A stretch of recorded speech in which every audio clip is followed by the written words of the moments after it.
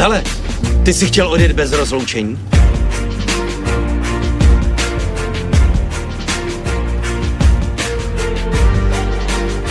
Říkával jsem, že život vlastně měří čtvrt míle. Já myslím, že právě proto jsme byli bratři. Taky jsi v to věřil.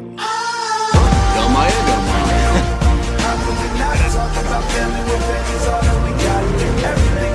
Nezáleží na tom, kde jste. Jestli 400 metrů daleko, nebo přes půlku světa.